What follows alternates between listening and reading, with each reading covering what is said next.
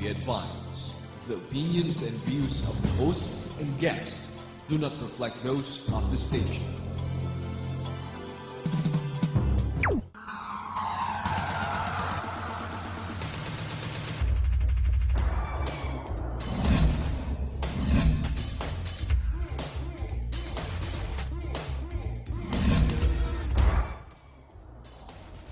Good morning, everyone. You're watching The Business Portal, your gateway to business trends and opportunities. Welcome to Pisobilities, live here in GNN. I'm your host, Arman Benko from the Colaiko Foundation.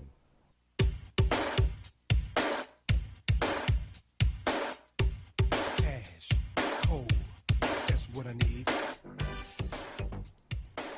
This is the show that discusses your ability to earn and manage your peso and the possibilities of making that same peso work for you, your Pisobilities. Last week, we talked about mutual funds and a lot of interest generated there.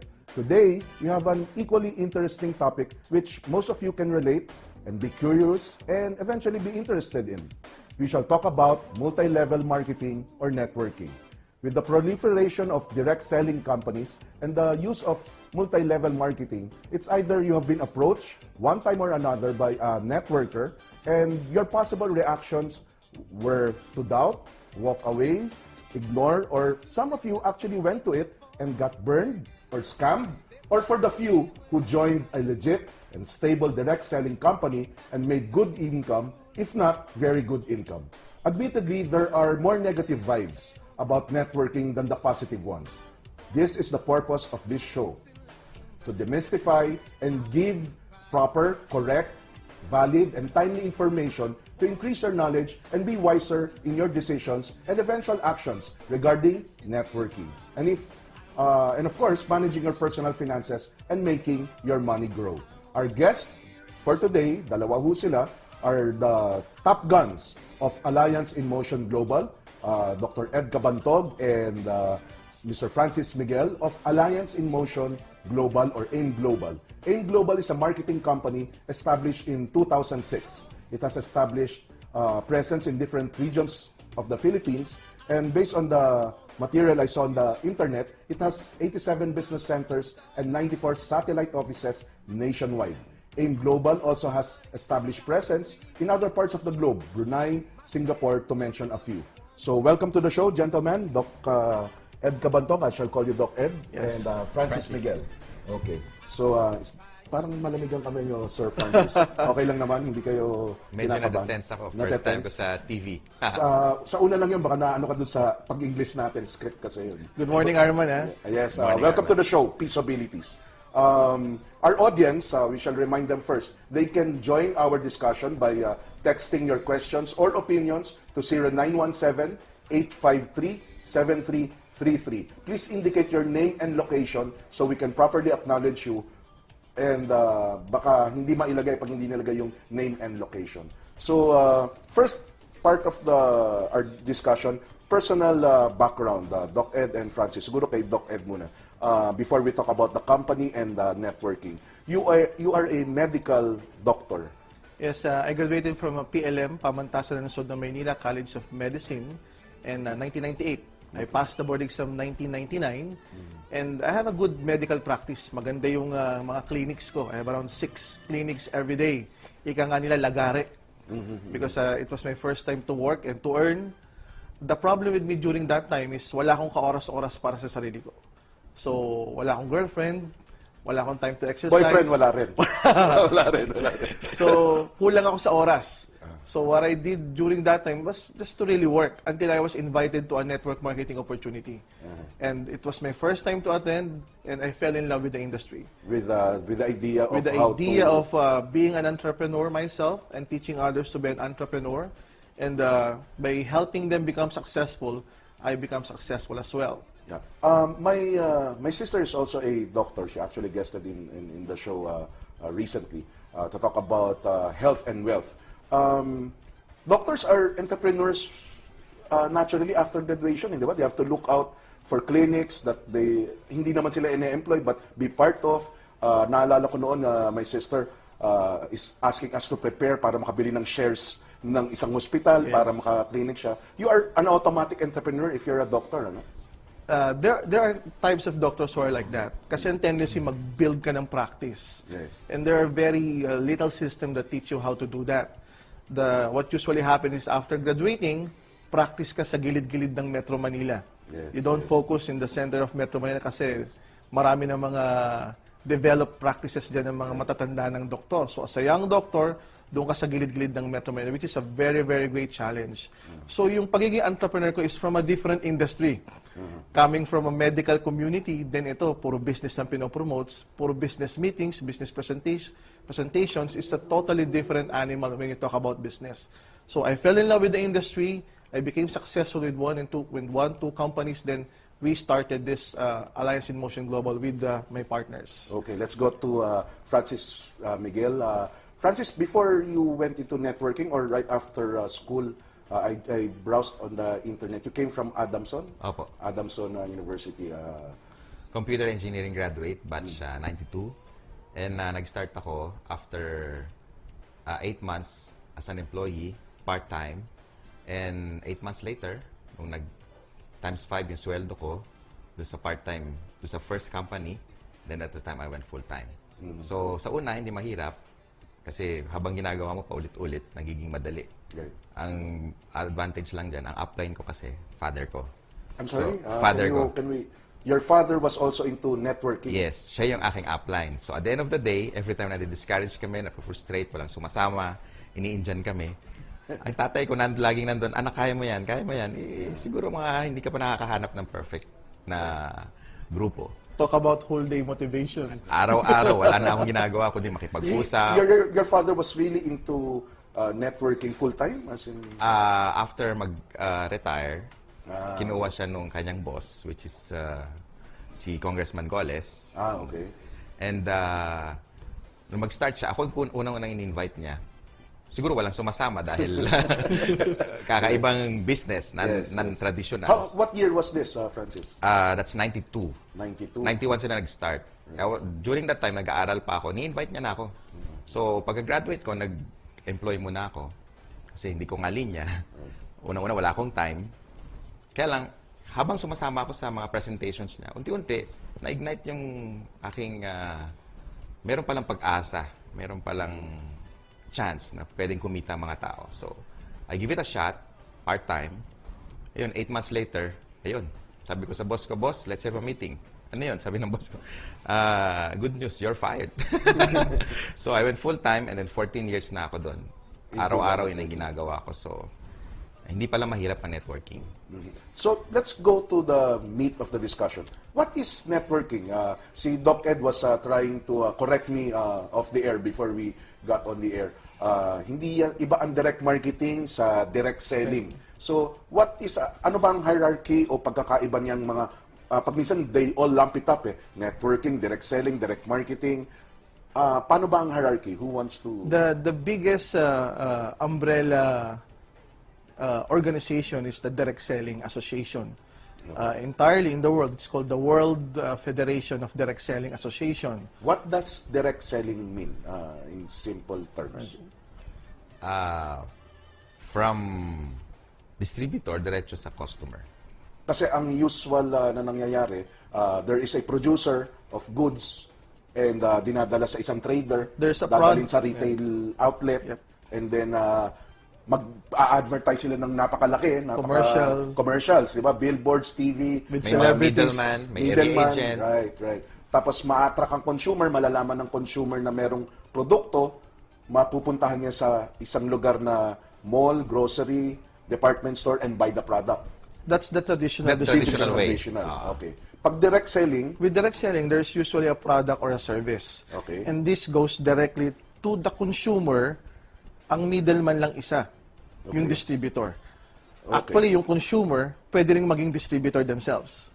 the consumer can become distributors themselves. Okay. They have an option to become distributors. So, yun yung direct selling. It's a direct correlation and direct relationship ng produkto diretso kagad sa consumer. Hindi na dumadaan doon sa mga regional sales manager, Right, Agent. national mga sales malalaman. manager, national retailer, wholesaler, wala nang Wala ganun. nang ganon. Kaya sinasabi nila, di ba, sa gamot, ito, ano mo, Doc Ed, sa gamot, ang production cost daw 10% or less.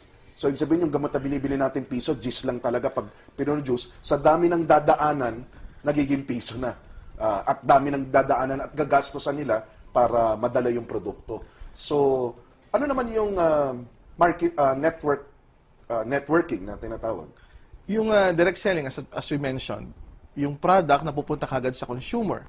Now, yung usual na ginagastos ng traditional marketing sa mga middlemen, sa mga advertisement, yung porsyento doon, ginagawa ng marketing plan or compensation plan in which kapag gumawa ka ng grupo na magpe-patronize ng product, iinom ng product, magpo-promote ng product, ikaw yung i-compensate nila with that marketing plan. Instead na kumuha ng celebrity, ikaw ang endorser ng produkto, ikaw ang endorser ng negosyo. Kung gumawa ka ng malaking groups na nagpe-patronize ng product, para ka ring artista na kumikita na may residual income. Is it a business? Pag sinabing nagne-networking ako, nagne-negosyo ako? Well, at the end of the day, it's a business. Natututo kang maging entrepreneur. Bakit tinawag na network? Because kanya-kanya tayo ng network? Yes, kasi all of us has networks of friends, circle of trust. So usually kapag may maganda kang product, o wag na muna tayo pumunta sa product, pag may maganda kang experience, pag may magandang experience, maybe a movie or a spa, kapag na-experience mo yan, usually ang una mong tinatawagan mga kaibigan mo. Yes. So, Friends. family, friends, may napanood akong movie, panoorin mo sa mga network of friends mo. You usually refer products and services, but you don't get paid for it. Nagkukwento ka ng magagandang produkto, serbisyo, minamarket mo, pero hindi ka naman nababayaran. Yes. The thing with network marketing, ikwento mo yung product, ikwento mo yung business. When they buy the product, when they join the business, you earn. And every time they refer the product and refer the business, kahit natutulog ka, Arman, pwedeng kumita. Yan yung tinuturo namin sa Colayco Foundation. Dalawang source of income. Active income, dahil sa sarili mong pawis. Passive income, money that you earn without you exerting any effort. Pero let's hit the nail right away. Bakit negative ang connotation, karamihan, aminin na natin, about networking? Sino ba nagpauso ng networking? A little history. Ikaw medyo matagal ka na, Francis, more than a decade. Sino bang mga malalaki o nagpauso ng networking at dito lang ba yun sa Pilipinas o ginagawa rin sa ibang sabi mo may global association. So sa ibang mundo rin ginagawa ang networking? Sa ibang bansa. Ibang bansa, ibang mundo. Ibig sabihin sa Venus. So, sa ibang bansa, ginagawa rin ng networking. Unang na-experience ko yan, na narinig ang networking sa Amway. Amway. So, nag-start yan sa Amerika. Sa US. Hanggang ngayon, household name na siya. It's a What does Amway have? Generally, from toothpick, from toothpaste to Household products. Kompleto products. sila. Oh. It's a giant company now. So instead of The US. putting up an Amway mall, Amway store, they use direct selling. Direct selling. And networking. Anong pinagkaiba ng direct selling sa networking? Mostly kasi yung direct selling, benta-benta lang. Okay. Benta-benta like Avon, Ayan, nagdi-direct selling din yan. Ay, Tasha, kilala nila yan. mga Yung ganyan. Tupperware. Mary Tupperware. Kay, Selling. home party, benta-benta lang. But when you talk about network marketing, minamarket mo rin yung network of friends mo. So meaning, if they like the product, pwede silang mag-join sa business. Pwede rin nilang gawin yung ginagawa mo. Hindi lang sila bibili, ika nga. Hindi lang sila magiging customer or consumer. Pwede rin silang magkaroon ng business by buying the product and reselling it to others. So then you meron ka ng tinatawag na commission or income dun sa efforts nila. Yun na yung leverage factor. Na kapag yung network na ang gumagalaw, of your friends, sila na yung gumagalaw, nag-enjoy sila, they like the product, they like the service, kumikita sila, you in return, as an upline or the one who sponsored your group, your friends, kumikita ka pa rin.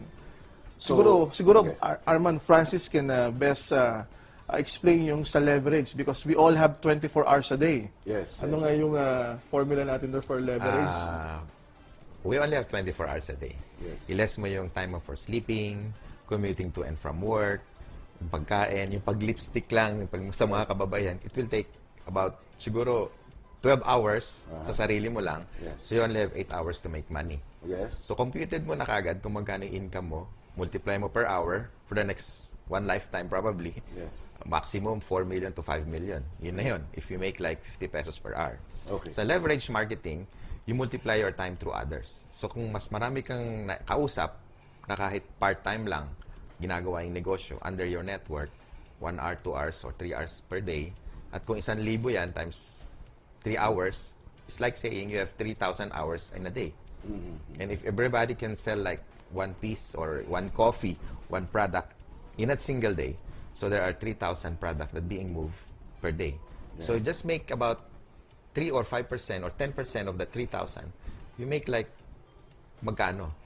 So yun yung leverage marketing. Yeah, you magnify your potential, your earning ability.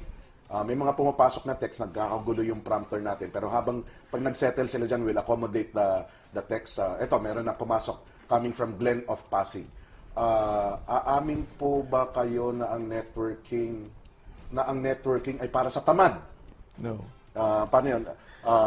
Just like any business, Arman, for you to be successful with network marketing, kinakailangan ng Bakit yun naman nasabi, Glenn, na para sa tamad ang networking? Siguro dahil doon sa, yung sa concept of leverage. Dahil merong ibang contributes to your earning potential, no? Paring yung kanya ng mindset niya. Pero ang totoo niyan, sa umpisa, ang effort mo, medyo ganito karami, maring 8 hours a day mo siyang ginagawa. Pero habang dumadami na yung grupo mo, sa una, ganitong kalaking effort, maliit yung result. Eventually, baliktad na. Yung effort mo, mga ganito na lang, pero yung resulta mo, overwhelming. Siguro let's address kaagad yung mga negative, awkward issues para we can put it aside and talk more about networking since inumpisa na ni Glenn of Pasig. We appreciate the message actually. First, bakit may negative connotation na pag sa networking yan? Una, tamad kasi iba ang magtatrabaho para sa'yo sana. Ano ba ang things to look out for if you are to join a direct selling company using networking marketing scheme? First, Arman, we should look for a very, very good consumable product. Consumable product. Unique product. The problem with the industry ng direct selling at multi-level marketing, kaya may bad light towards it, is that sa Pilipinas, sa sobrang dali ng batas, may mga nasisimulang kumpanya, nagtatagal ng kumpanya, na hindi maganda yung produkto o kaya walang produkto at all. Or kung may product man, tawag nga namin ni Francis, hindi value for money. Kunwari, nag-invest ka ng ganito kalaki, pero yung produkto mo, ganito lang, yung halaga. Yung tipong may mga trick question to watch out for, like, tanggalin mo yung kitaan, bibilin ko ba yung product? Dapat, una, the pinaka-pundasyon, the foundation of it all, is the product. Yes. Francis, tagal mo sa industriya, ano mga produktong walang value for money ang mga nakita mo na iba? Can you share some of them? Dahil I have some suddenly pumutok sa utak ko na dati meron nang umaalok sa amin sapatos 8,000 pesos higit. Yung sapatos mas maganda galing Marikina pero 8,000 pesos floor shine na sa mga malls yun di ba? High-end shoes. High-end shoes na. Meron pa noon ginto. Mga ginto, bumili raw ng ginto. May kwintas. May kwintas. May ginto. Maganda yung sinabi mo, Doc, consumable product. Ano yung ba yung mga dati, mga product na medyo pagdududahan mo? Katulad nun, yung nabanggit mo sapatos, hindi consumable, number one. Hindi rin siya unique kasi available sa department store. So, distributors will have a hard time selling it kasi available nga siya outright kahit saan mabibili mo. So, wala siyang uniqueness. So, it will die down naturally. Isa ba yun? Isa ba yun sa tinitingnan na dapat unique yung product? Dapat unique. Yeah, if possible nga, yung sariling formulation, nakapatent sa company kasi nga ganun ka-unique yung product. And yung value for money. Like what you mentioned before, yung mahal, 8,000, 9,000 yung bibilin mong package. Only to find out isang pares lang ng sapatos. Yes, hindi pa na-deliver. Hindi pa. Na-deliver. Sabihin na natin na-deliver, Arman. maski na Pero, na-deliver, yeah. kaya yung tulad ng sinabi ko kanina, trick question, tanggalin mo yung kitaan. Tanggalin yung kita. Bibilhin Tanggalin ba? mo yung kitaan, bibilin mo ba yung package na 9,000 na isang pares ng sapatos? I doubt it. Kay yung mga nabanggit yung mga